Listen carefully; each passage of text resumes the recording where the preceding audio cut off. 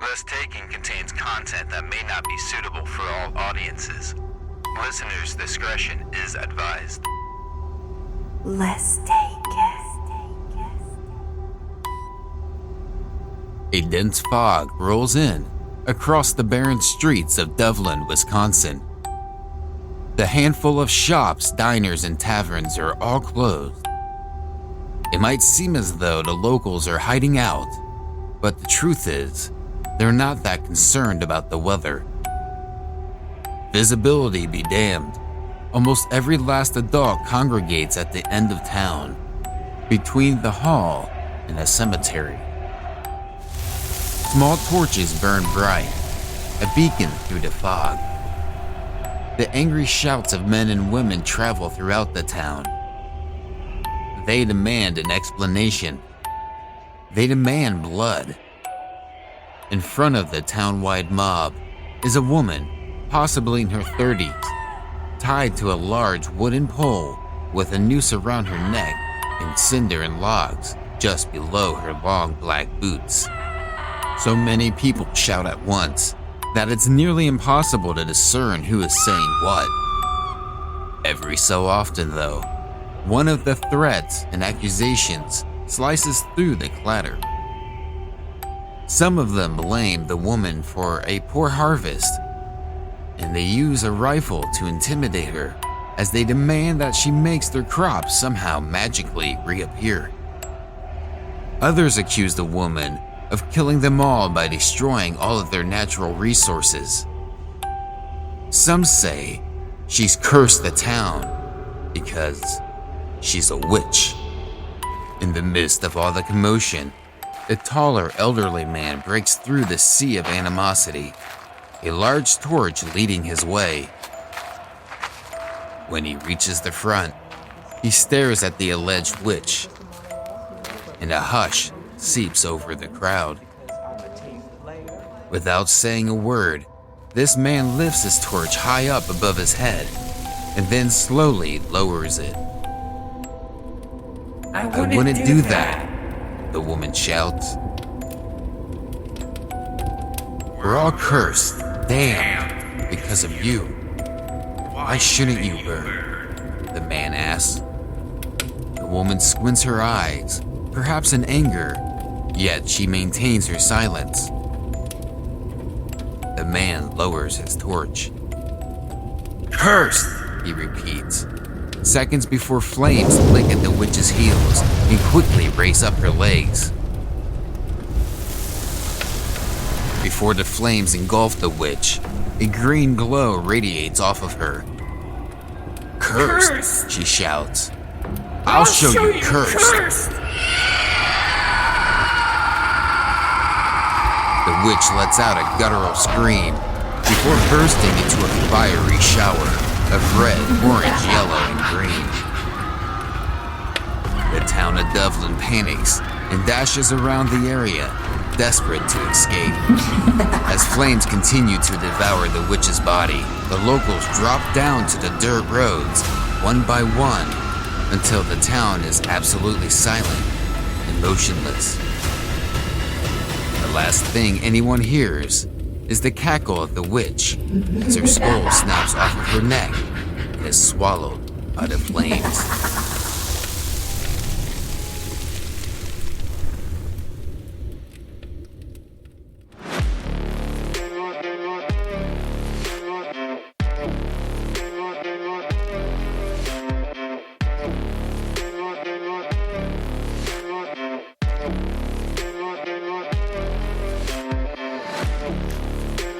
You're listening to Doveland, the latest detour episode from Less Taken, Season 2, Shadowlands.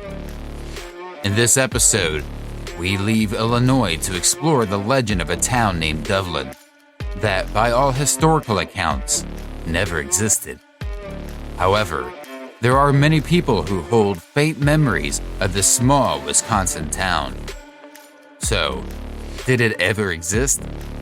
Is it possible some higher power wiped it out from all existence?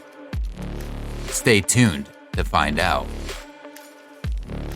Want some free Less Taken merch? Please let us know what you think of the show when you're done by leaving a fair rating and review. If you like the show, be sure to subscribe with auto downloads on so you don't miss a story. Or maybe just tell a friend or share something on your favorite social. It all truly helps. You can also leave reviews at our official website, lesstakenpod.com. Select lucky reviewers will receive some free Less Taken goodies, such as buttons, stickers, and even a shirt or two. Oh, and if you're checking out the merch on our site, use the code WINTER at checkout for 10% off of your orders, no matter what you pick up. I personally dig the retro hoodie. Also be sure to follow us before we follow you on Facebook and Instagram under the handle @lesstakenpod for updates, photos, videos, early previews, and more. This will be the second to last Less Taken Season 2 Shadowlands episode, so we hope you like it. More on the second to last story thing at the end of this episode. I'm CM Humphreys, and this is Less Taken, real-life horror stories from the Midwest. Thanks for listening, and I hope you enjoy Detour 4, Doveland.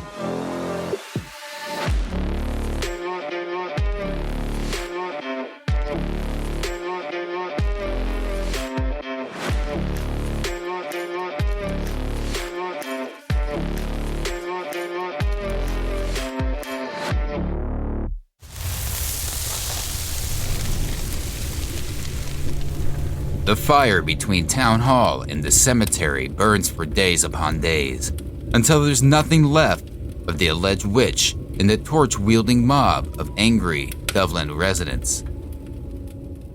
Once the flames dwindle, life goes on in Doveland, at least for a little while.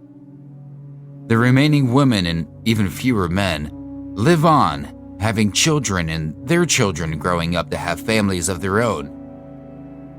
But the town is never the same again. There's no significant population boom. In fact, the population continues to plummet until there's hardly anyone left. Most of the people who remain behind only do so out of necessity, as they don't have the means to move anywhere else. And some of them simply have nowhere else to go.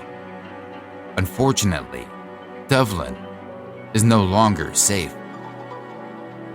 Nearly every structure, most of them underfunded, weathers away, leaving several buildings with multiple walls that are reduced to piles of rubble and brick. Crops won't grow. They haven't had a harvest of any sort in years. Even the gardens won't grow more than a miniature bell pepper or a couple of cherry tomatoes. When it rains, the town always floods. There might as well be a tornado when it gets unbelievably windy from time to time. And there's a drought every summer. As the decades pass, so do the remaining people until there's no one left in the town, and nothing left of the town itself.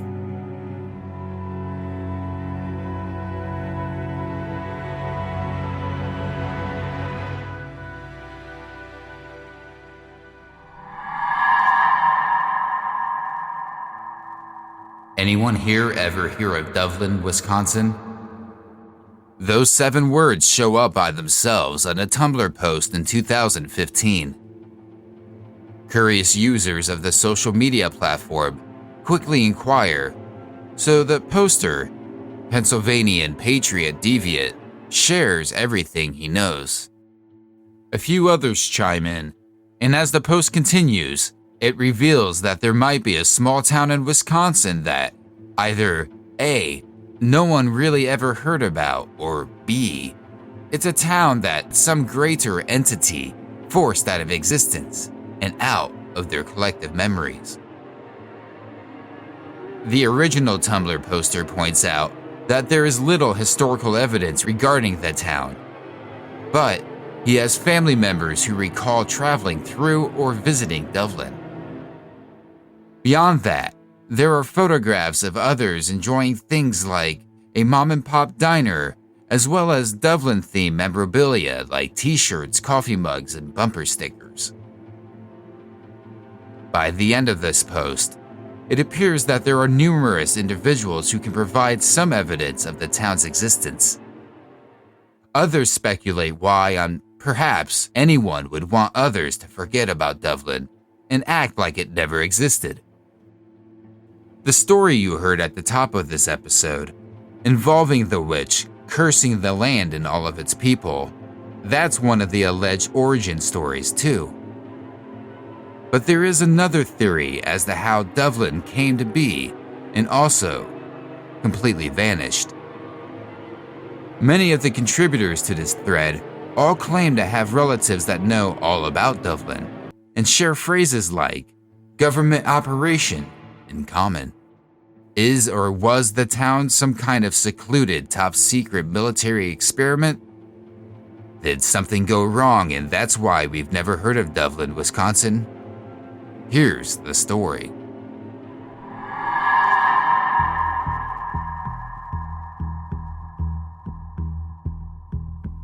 To call Doveland a ghost town is a bit ridiculous. For a place to become a ghost town, the residents would have to occupy it and then either leave or die off. Around 1968, though, all anyone will find around the small town are military occupants. They are there for one purpose: to turn the entire state of Wisconsin into a giant antenna. Part of Project Sanguine, anyone who occupies Doveland is there to help support infrastructure intended to transmit extremely low frequency, or ELF, waves that could in turn help the military better communicate with submarines.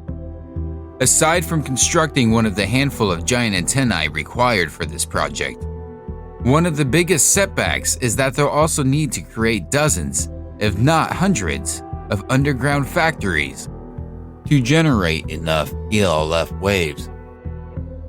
The Doveland occupants work together around the clock to find some way to improve their equipment, perhaps even the antenna itself.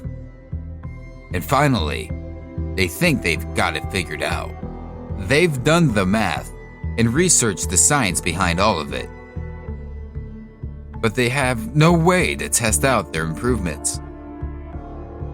There's also no record of anyone else testing out such a transmitter before them. But that's what makes their part of Project Sanguine so interesting. They might be the first Americans ever to do any of this. If their improvements sidestep creating all the underground factories, then their efforts will lead them to a monumental success, and they will make history. Tonight, they're about to flip the switch and find out.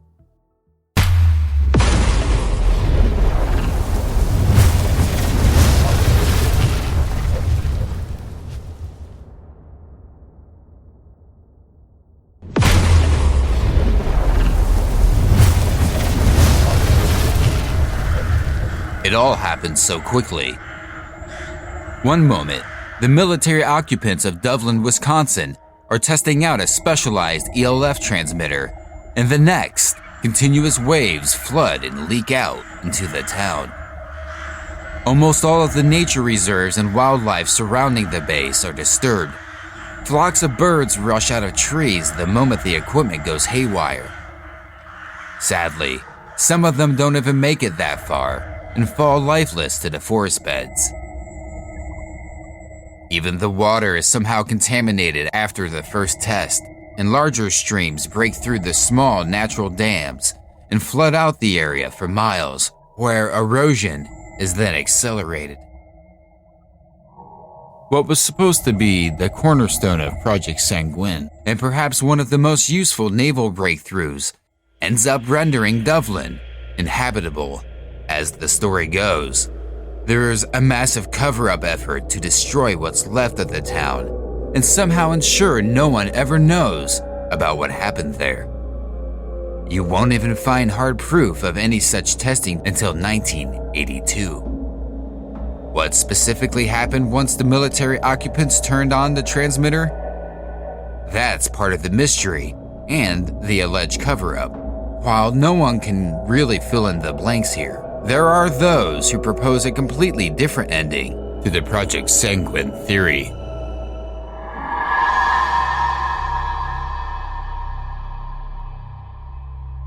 Carissa isn't quite sure what's been going on in her hometown, but it's causing her to lose sleep on a regular basis. She doesn't have many neighbors, and the ones she does are miles apart.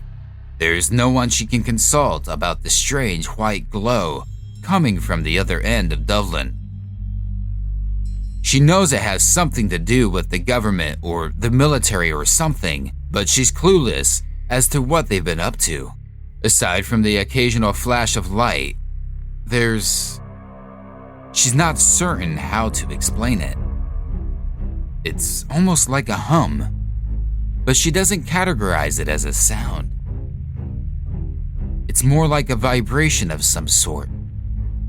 It's subtle, yet strong enough to make her feel uneasy, and at times, sick. She goes on this way for what must be weeks until the night it all stops. A hard thump in her chest causes Carissa to spring upright from what promised to be a rare, restful night of sleep.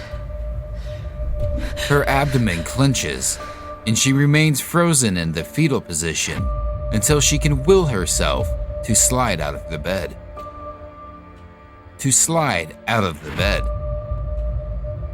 She spends several moments on the floor, wheezing and trying to collect herself. Nausea overwhelms Carissa, but she manages not to vomit. Looking around the bedroom, it doesn't appear that anything is out of place. Outside, there's a white glow coming from whatever is happening on the other side of Doveland.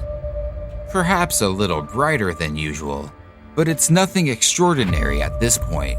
However, the hum or vibration has gotten much stronger. Carissa tries to raise herself up to one knee, but she topples back over. Again she tries, and again her knees buckle. It's as though she's lost all strength in her legs. Her arms aren't much stronger as she tries to support her weight with them. Back on the floor, Carissa starts to panic, wondering if this is how she's going to die. Then the white glow from outside of her window widens, intensifies. The hum deepens, and the vibrations cause her bed, dresser, and just about every other piece of furniture to shake. Photographs and knickknacks plummet from walls and shelves. Curling up even tighter, Carissa wishes she could protect her head with her hands, but they won't budge. She simply crumples up into a ball as glass shatters and wood splinters around her. Just when Carissa believes nothing can get worse, a loud creak comes up from above. Although she'd rather not, Carissa glances up at the ceiling and sees a zigzag crack traveling across the bedroom. Debris begins to snow over her motionless body. And then,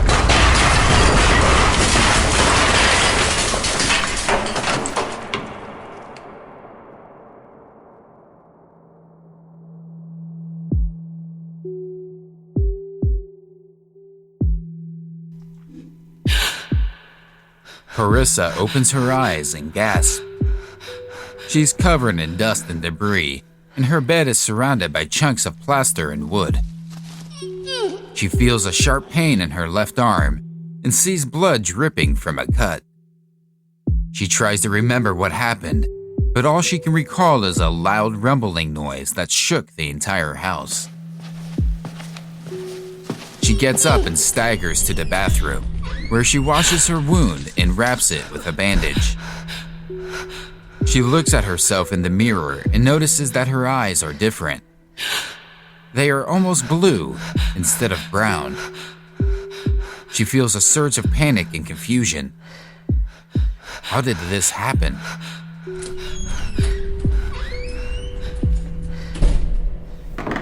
She walks downstairs and she sees that the rest of the house is intact, except for the ceiling in her bedroom.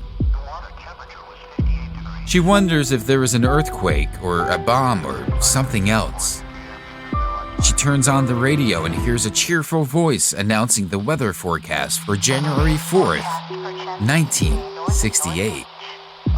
But the newscast mentions nothing of any sort of disaster or vibration or anything. She decides to go out and find some answers. Carissa puts on her coat and hat and walks out to the car. Carissa drives to the next town over, where there is a local market. She hopes to find someone who can help fix her roof and ceiling and maybe explain what happened earlier. She arrives at the market and parks her car. Inside, she sees a crowd of people shopping and chatting. She looks for a familiar face, but she doesn't seem to recognize anyone, which is a bit odd for this part of town. She approaches a man who is selling fruits and vegetables and asks if he knows a good contractor. Excuse me, sir, she says. Do you know anyone who can help me with some repairs? The man looks at her and frowns. Repairs? What kind of repairs? My roof and ceiling, she says. They collapsed last night. There was a huge vibration that shook the entire town. Didn't you feel it? The man shakes his head. No, I didn't feel anything. What town are you talking about? Doveland, she says. I live in Doveland, Wisconsin. It's just a few miles from here. The man laughs. Doveland? I've never heard of any place called Doveland. And I'm pretty familiar with most of Wisconsin. Carissa feels a chill run down her spine. She looks around and sees that everyone is staring at her with curiosity and suspicion. She realizes that something is very wrong. She decides to try another shop, hoping to find someone who might be a little bit more helpful. She walks out of the market and sees a tobacco shop across the street. When she enters the shop, she sees a woman behind the counter smoking a cigarette and reading a magazine. Carissa walks up to her and smiles. Hello, ma'am. I'm sorry to bother you, but I need some help, Carissa says. The woman looks up and nods. What can I do for you, honey? She asks. I'm looking for a contractor who can fix my roof and ceiling. They were damaged by a vibration last night. Do you know anyone who can do that? Carissa asks. You came to my shop looking for a contractor? The woman asks. She shakes her head. A vibration? What are you talking about? There was no vibration last night, honey. Everything was pretty quiet and peaceful. Carissa feels a surge of frustration and fear. She says, but there was. And it was so loud and so strong that it made my ceiling collapse. It happened in Doveland, where I live. Don't you know Doveland? The woman raises her eyebrows. Doveland? Honey, there's no such place as Doveland. Where did you get that idea? She asks. A wave of despair and anger comes over Carissa, and she says, I've lived there all of my life. The woman shakes her head again. Honey, you must be confused. There's no town in Wisconsin called Doveland. Are you okay? Carissa feels a flash of rage and disbelief and says, I'm not confused. Doveland is real, and I need some help out there before my entire house falls apart. Please, do you know anyone? The woman sighs and puts down her magazine. She says, Look, honey, I don't know what's wrong with you, but you need to calm down. You're scaring me and the other customers. Why don't you sit down and have a cup of coffee and maybe you'll feel better? Instead, Carissa feels a pang of hopelessness and defeat. She realizes that no one here will believe her, much less help her. So she replies with, Oh, "No, thank you. And I'm sorry, for bothering you. I'll just go."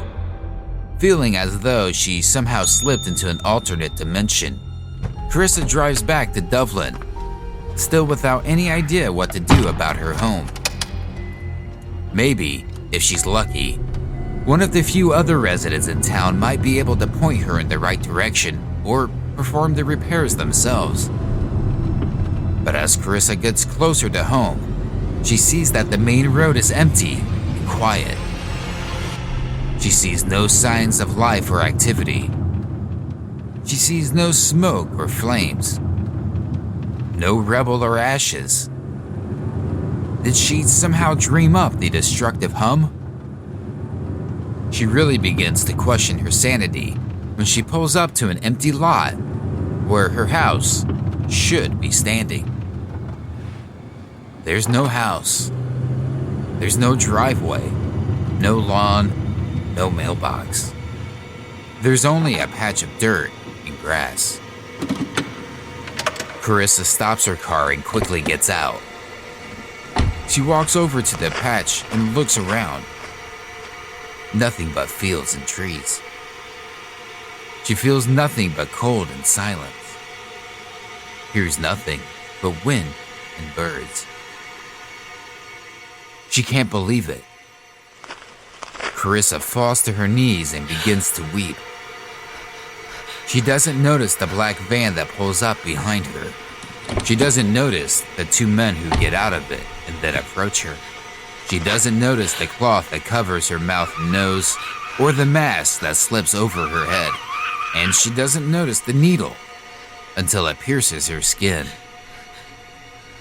From then on, she only notices the darkness that envelops her and a new vibration that carries her away as the van vanishes down the road.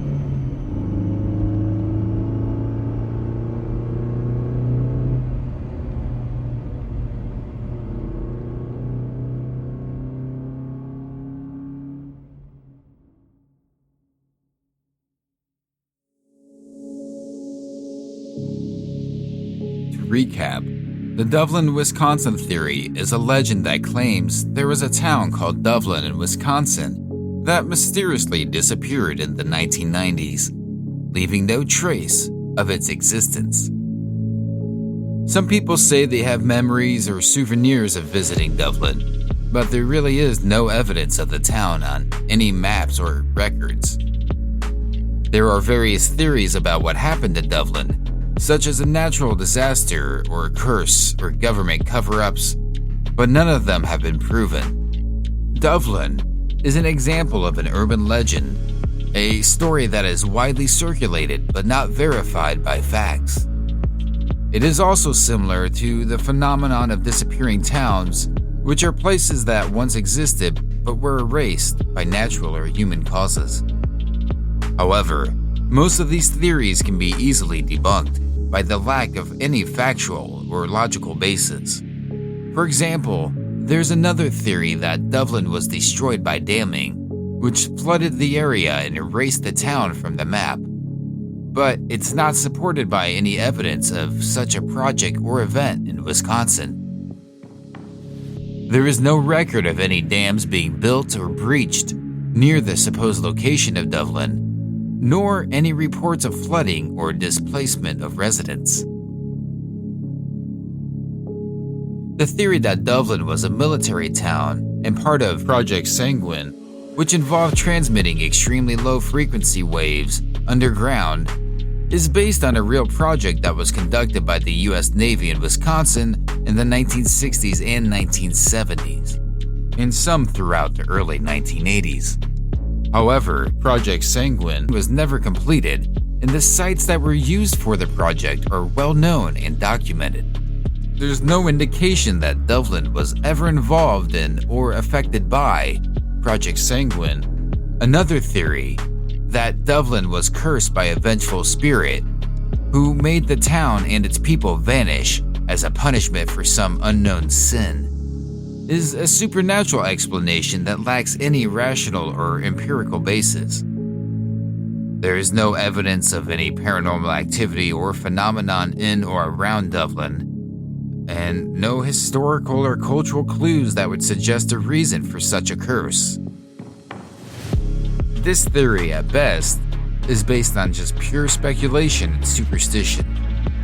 One possible explanation for how Doveland popped up into our consciousness was that it started as a hoax or a collective false memory influenced by stories of disappearing towns or parallel universes, as you heard in the last part of this tale. Most likely, the town never existed in the first place, but some people have fabricated or misremembered evidence of its existence, such as the souvenirs and anecdotes. This could be due to the power of suggestion, confirmation bias, or even the Mandela effect, which is a phenomenon where a large group of people share a false memory of something that never happened. The legend of Doveland could have been inspired by other urban legends, such as the colony of Roanoke, Virginia, which mysteriously vanished in the 16th century, or even the fictional town of Silent Hill, which came from a popular horror video game and movie franchise. The internet and social media could have also played a huge role in spreading and amplifying the myth of Doveland, as people shared these stories quickly on various platforms, starting with Tumblr and then 4chan and Reddit. The more people talked about Doveland, the more it seemed real, even though there was never a factual basis for it. The story of a town that never existed is fascinating and frightening, and it intrigues and scares many people, which probably contributed to its popularity for a little while. And it's something that challenges our perception of reality and history, and it makes us wonder if there are other places or events that we think are real, but aren't. Or maybe it's the other way around. Maybe because of this, we don't believe something like a town disappearing really happens, because in this case, it didn't. The legend of Doveland, Wisconsin may not be true, but it is a story that is likely to be remembered.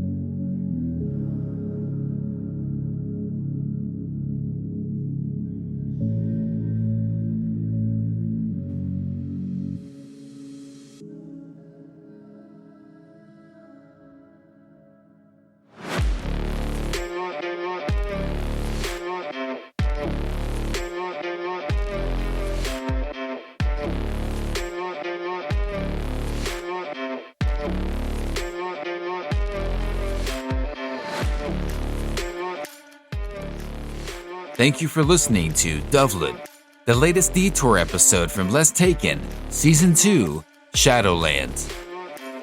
Let us know if you enjoyed this episode or any of our episodes by leaving a fair rating and review wherever you're listening.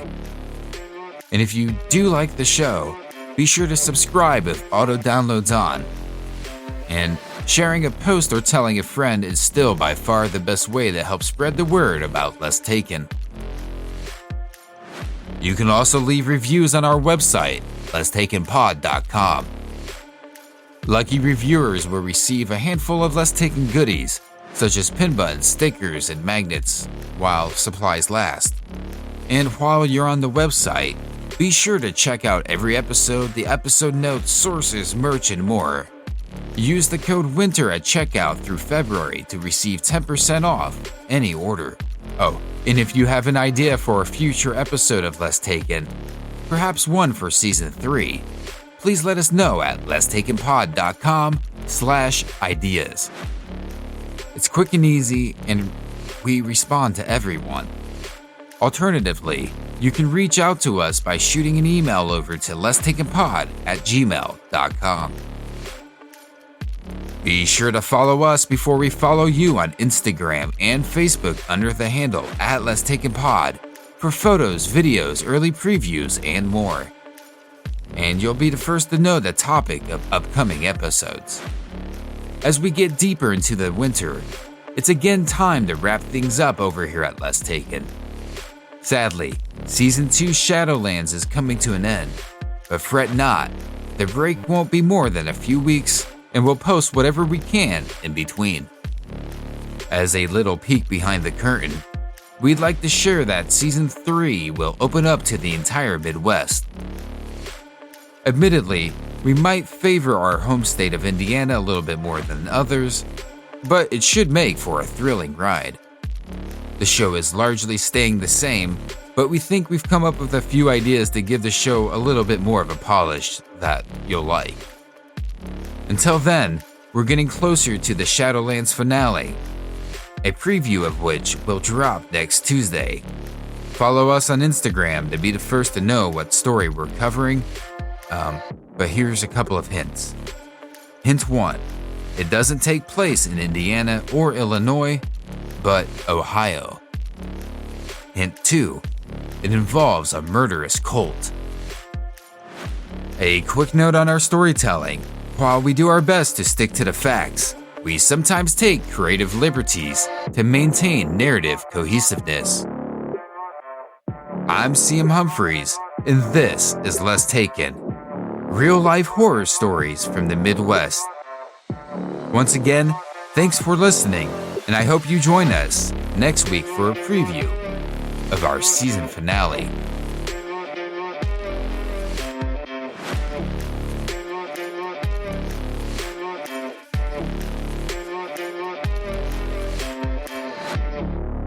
Chase County Productions.